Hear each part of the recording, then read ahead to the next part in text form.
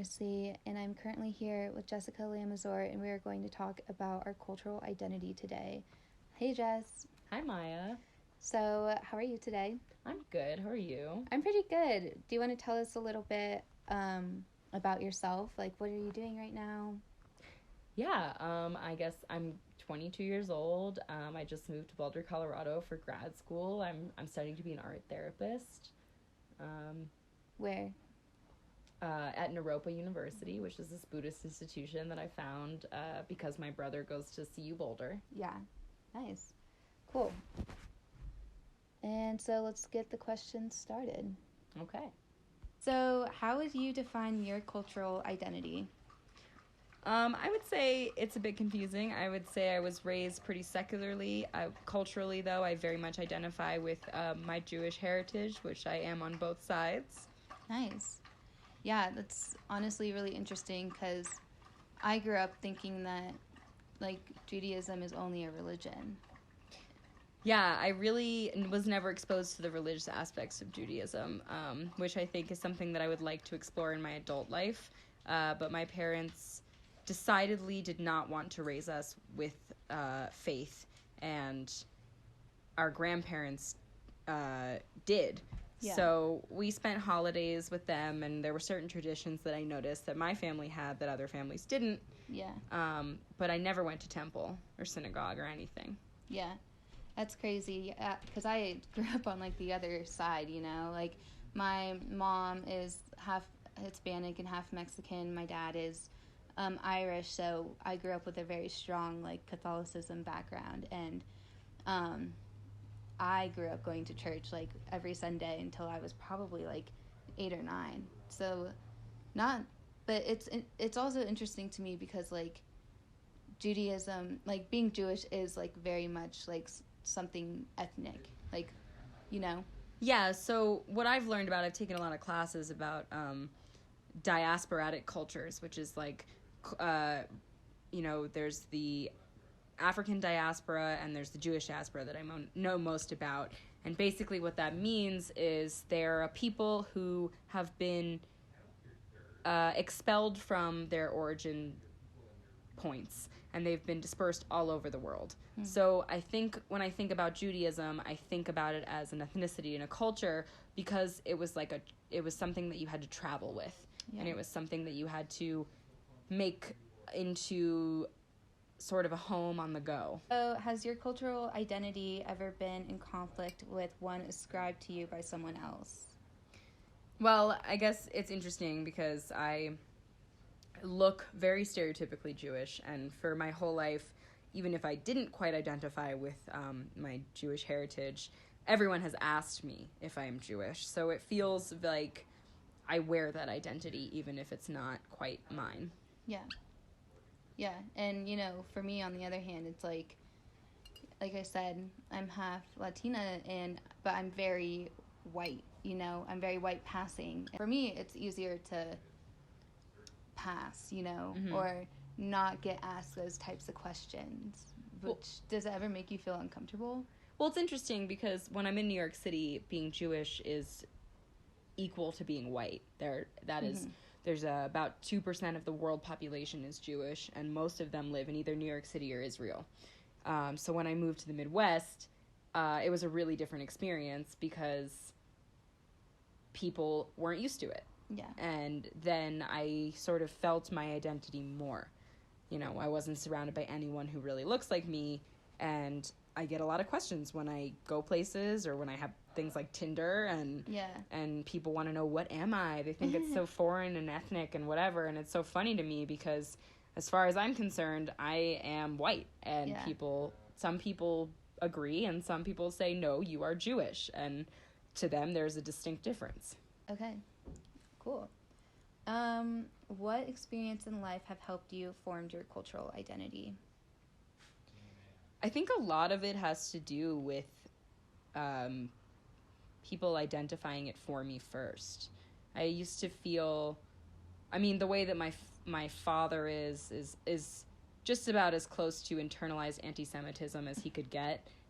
So we didn't grow up saying we were Jewish even. Like, he grew up saying he was Italian because when he went into business, he didn't want people to judge him. Yeah. So it was sort of this hush-hush thing until I decided to sort of dive into it and make it my own. And I don't think that happened until I was in college. Wow.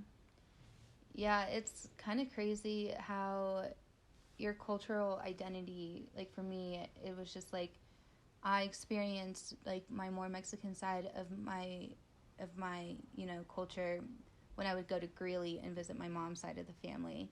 And then, for my grandfather, like with my grandfather, he was like strictly Irish, so he like very much instilled that in me too. So it's crazy how your just family in general are the first people to be your identifiers and to identify you. Can you describe your family structure?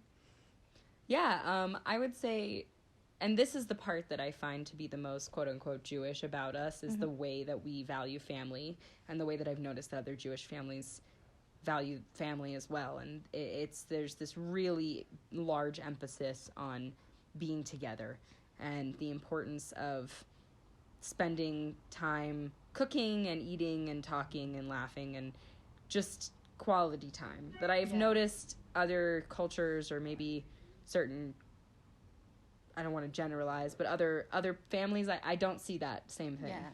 I think the more that I think about it, being in that marginalized group, being only 2% of a global population, I think it makes sense that the emphasis on family is there, because it's important to keep it alive, Definitely. to keep it going. And because that was such new information to me that it was only 2%, because I grew up really saturated with Judaism because of New York City and Brooklyn specifically. And I mean, even just observing Hasidic culture, which is very different from how I am, but their entire religion, cultural thing is about rebuilding the 6 million lost in the Holocaust. Yeah. Right. So family is everything. Family is everything, yeah.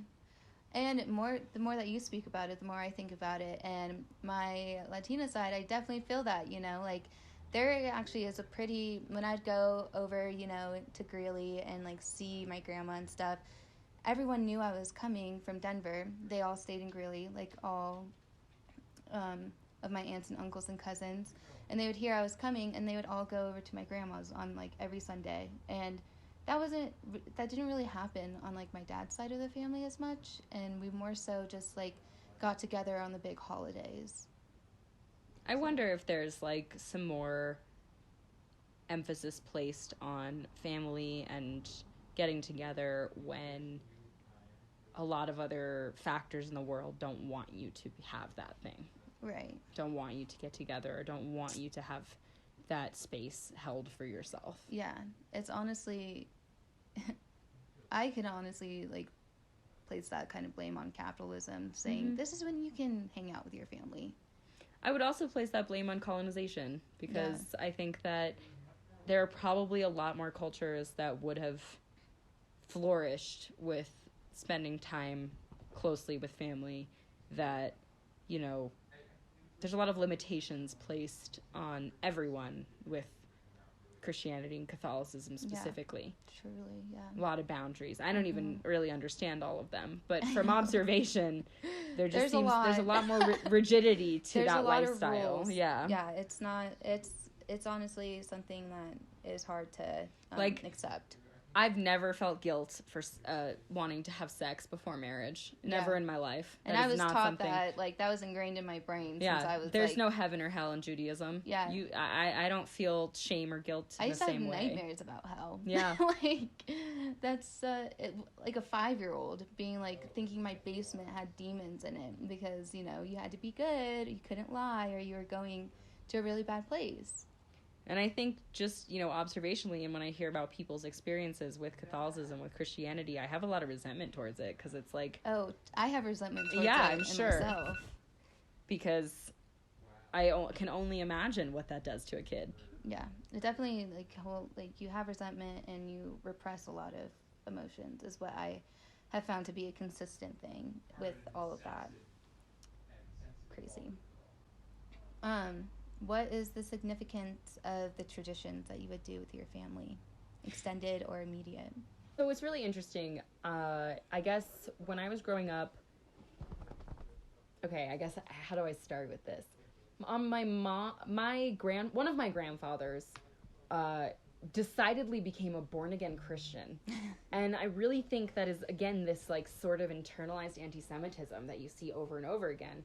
And he thought there was more value in him being a Christian man than in him being a Jewish man.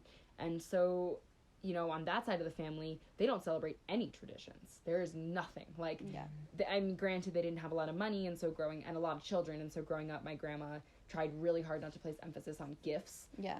And on the other side of my family, they try really hard to keep the traditions going, even though I don't really think anyone even really believes in God. Yeah. Like, it's really interesting. It's, like, pretty split down the middle. And then, you know, as I got older and people got lazier, all of the traditions in my life were pretty much gone. I mean, secularly speaking, we celebrated Easter and Christmas growing up, but we also celebrated Hanukkah and Passover.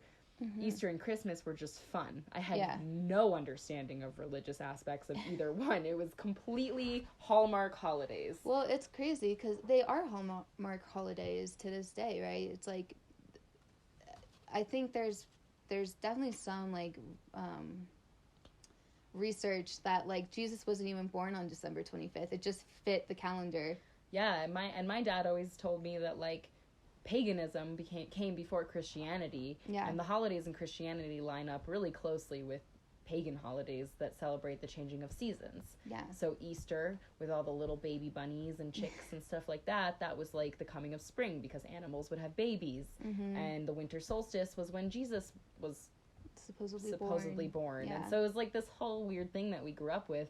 And I know really the holidays we celebrated was just for like kids to have fun and not miss out on like Santa or the Easter Bunny, which I fully believed in for a really long time. And then on my grandma's side, it was like, you know, it was almost this like forced thing where I didn't quite understand the holidays and they weren't as fun. And like, you know, it wasn't until I was older, until we really stopped doing them, that I thought deeply about it and the importance of tradition. And now that everyone's older and everyone's lives are busier, I miss traditions. Like, I want to almost come back to religion because I think that humans thrive with rituals and with tradition. Yeah, definitely. That's a really good point. It just kind of, you know, it just kind of sucks that, like, there's so many different types of, like, institutionalized religions, especially Catholicism being, like, the biggest, right? And I just feel like I'm not a Catholic anymore, but when I was a Catholic, it was just like, well, why isn't everyone Catholic? Why isn't everyone celebrating like Jesus's birthday or whatever? And I just think that's interesting too, like that kind of aspect, because Christmas really is just commercialized, unless you want to have that type of ritual. Yeah, I think you have to really seek out an experience that isn't coded in capitalism at this point in any way, shape, or form. True. And I think it's really interesting that you say you're not a Catholic anymore, because it's like me saying I am now a Jew, you know what I mean? Like it's interesting like where you can make those distinctions and decide for yourself what your identity is and how long you want to be perceived a certain way. Or I can take it off whenever I want. If I want to be a Catholic again in 10 years, I can be. But you will always be Jewish. Mm-hmm. And I think, especially under Trump's presidency, I've never felt it more. Yeah. Like, and since moving to the Midwest, it's so pertinent to me that I can't shed that identity. Yeah. And that people have deep hatred for my identity. Still. I mean, that's, again, like coming from New York City, that is never something I would have thought about. And then, you know, we got Mr. President Trump, and we got all these other people who decidedly come out of the shadows who are neo-Nazis. Yeah. And I bet that's really scary. It's terrifying. I mean, it makes me wonder. Imagine. My younger brother, who is queer, has decidedly, like my dad, he goes by Italian. because he says, you know, I will not be in two marginalized groups that are being threatened, whose lives are being threatened. Mm-hmm. And I think about that a lot because I think that that's a really crazy choice to have to make. Mm-hmm. Like how to hide your identity, your cultural which one identity. to hide, you know, like which one to fabricate, and the fact that you even have to do that. And he's not even 18. That's something that he has had to think about as a kid. Right, and I also feel like being queer, like, totally taps into your cultural identity as well, you know? Like, for me being bi, it's like, that's one of the reasons why I left the church, is because I want to have those outside experiences. Mm-hmm. Yeah, and I think, like, myself, too, like, being a queer woman and feeling like I have no guilt about it. Like, I was never raised to feel bad about my identity, and it's weird now that anyone could make me feel that way, but I genuinely feel some fear sometimes about it.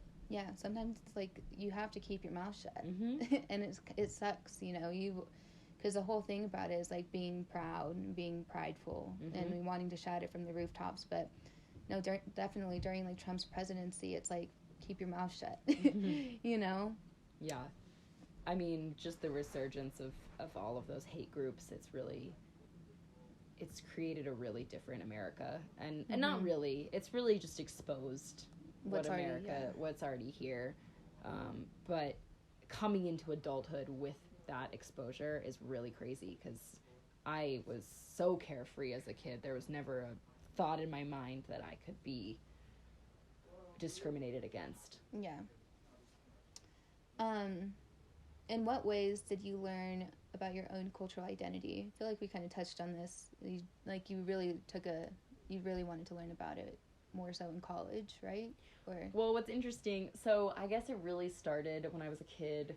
I was obsessed with books about the Holocaust. I would read fiction and nonfiction and you know, diary entries and all sorts of things, watch movies and ask my parents and ask my grandparents and make family trees and really look at like what happened there. And I didn't even really identify as Jewish then. I just was obsessed. Did you learn anything? Yeah, and then when I was in high school, I took another course on the Holocaust, and then when I was in college, you know, we learned to, you know, I took a lot of social justice courses and human development courses, and you talk about Jewish discourse in America versus Black discourse in America and like where we all fit in. So I guess I've always been pretty interested and aware. Yeah. But yeah, I don't know where that I don't know where that came from. I don't really know where that came from. Wow. I think it was just like, I really believe in my core that people need to identify with something. Definitely. I think that secularism produces a lot of confusion. Yeah. And I, as somebody that studies psychology and is going into therapy, you know, I think a lot about how much more depression there is without faith now. Definitely. You know, faith and spirituality, like, that's something that was always instilled in me. And I still have faith, even though I don't call myself a Catholic anymore, just because I don't want to be, like, in an institutionalized religion. But I still have faith, you know? I think it's, like, faith is one of the things that keeps people going, or, like, will keep people positive. Yeah, and I think a lot about that, and I think about, like, how I don't have that to fall back on. And I've really had to create hope for myself in other ways. Yeah, it sounds like it's just like the inner you. Yeah, but I think it's a lot of people. I think a lot of people struggle with figuring out how to have hope and how to keep going when they don't have a God to look to, or they don't believe in a God. Yeah. Yeah, no, it's really interesting. Okay. Next question. This is so much fun. How has your cultural identity affected your experiences with others?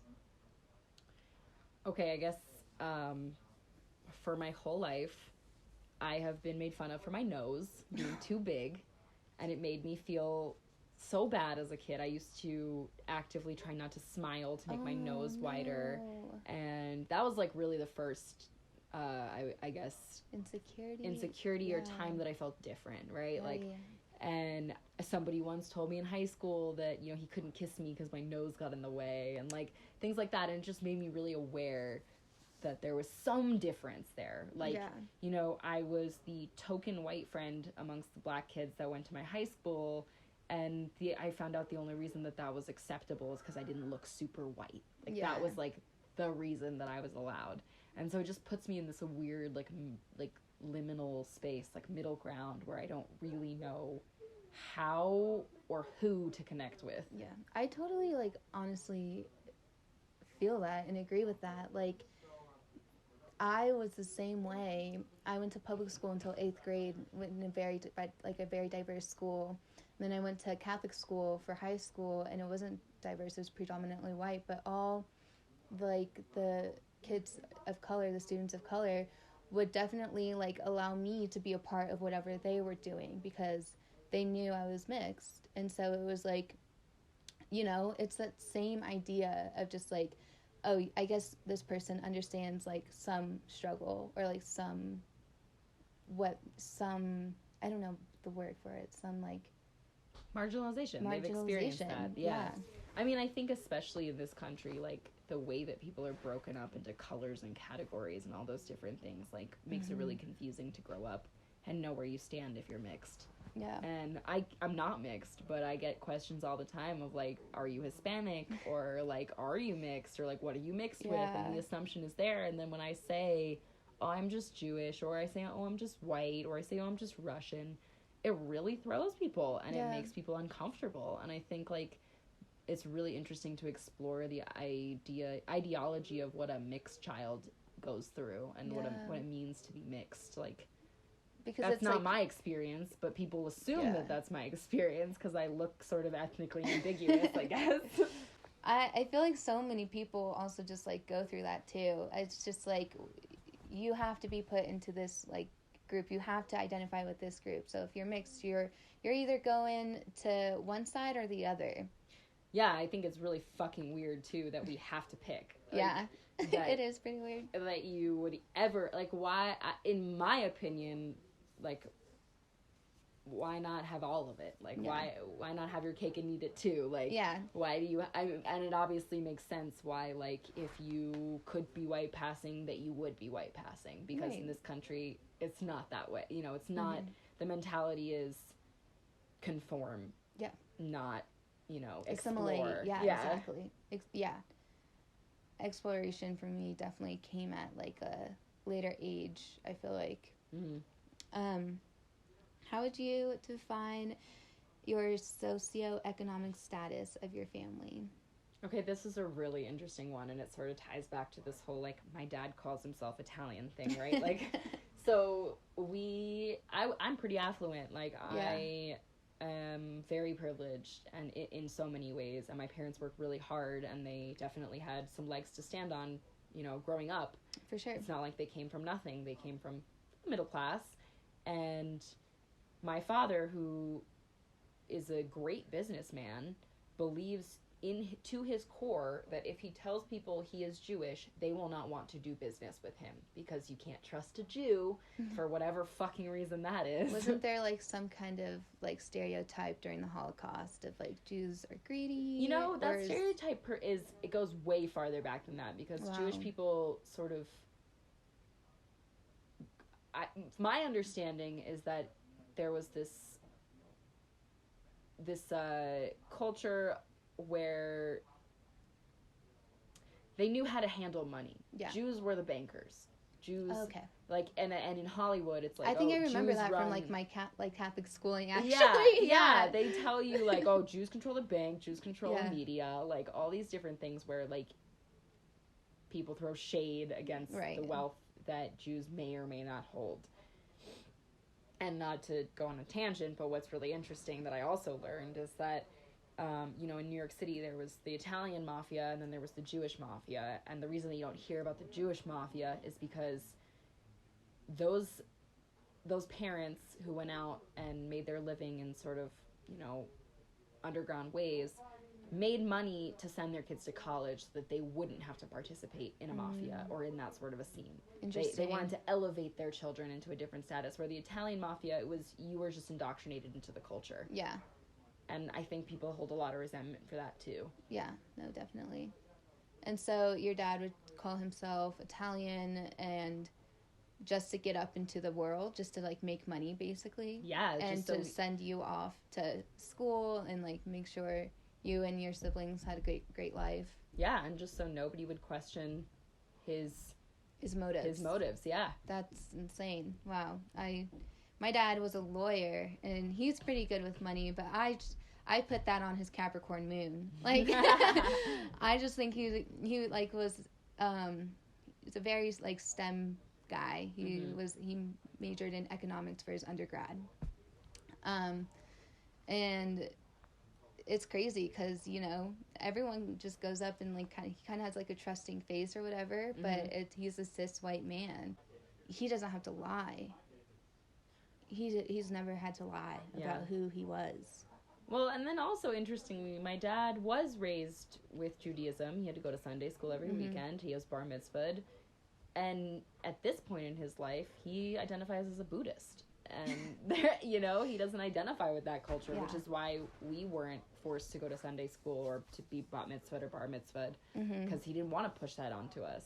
I'll say that growing up, I wanted that structure. Like, I almost resented the fact that we weren't forced to do anything that we didn't want to do. Like, to be able to have full agency at 5 over your religion is kind of insane. That's like it's a big pull to like pull from, and that's a lot of learning.